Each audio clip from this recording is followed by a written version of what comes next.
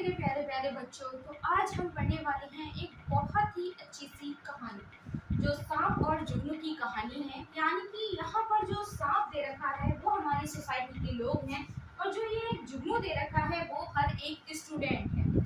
तो ये कहानी हमें बहुत ही अच्छी सीख देती है। अगर आप इसको दिमाग से और ध्यान से सुनते हैं तो शायद आपकी लाइफ में बहुत इम्प्रूवमेंट आने वाला है।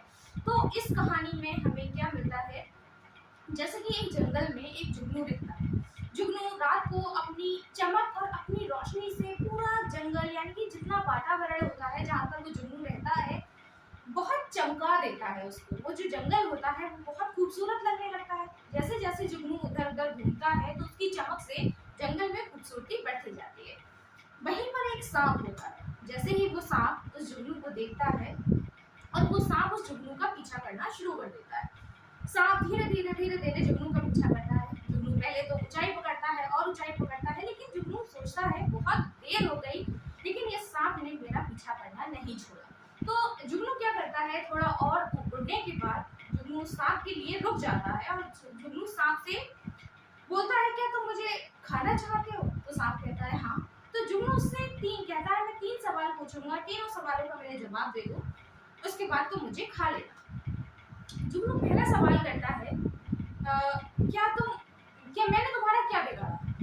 सांप कहता है कुछ नहीं। जुगनू कहता है दूसरा सवाल, क्या तुम मुझे खाकर अपनी भूख मिटा सकते हो? सांप कहता है नहीं, ऐसा तो कोई पॉसिबल नहीं है क्योंकि तुम इतने से हो, मैं तुम्हें खाकर अपनी भूख कैसे मिटा सकता हूँ। फिर जुगनू तीसरा और बहुत ही इम्पोर्टेंट सवाल करता है। जुगनू कहता है, फिर तुम मुझे क्यों मारना चाहते हो? आखिर में तुम मेरे पीछे क्यों पड़े हो? सांप उससे कहता है, ना ही तुम मेरे खाने का हिस्सा हो, ना ही तुम्हें खाकर मेरी भूख मिटने वाली है, लेकिन अगर मैं तुम्हें खाता हूँ यानी कि मैं तुम्हें मार देता हूँ तो मेरे मन को शांति मिल जाएगी।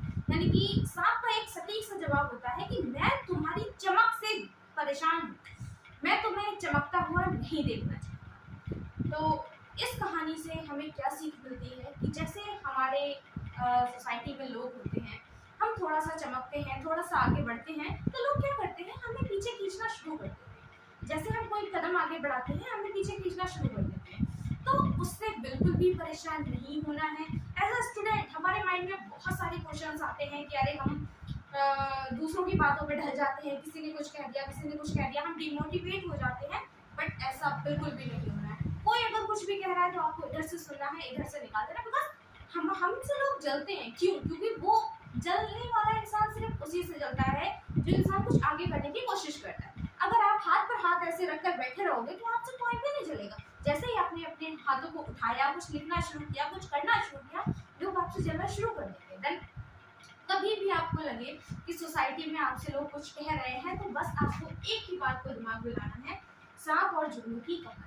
यानी कि सांप हमारी सोसाइटी हो गई, जुगनू हम हो गए। हमसे अगर कोई जल रहा है तो उसको जलने देना है, देन अपनी स्टडी पर फोकस कंटिन्यू करते रहना है। एक दिन जब आप चमकोगे तो इतना चमकोगे जैसे कि जुगनू ने अपने सारे के सारे जंगल को रोशन किया, आप अपने परिवार का नाम रोशन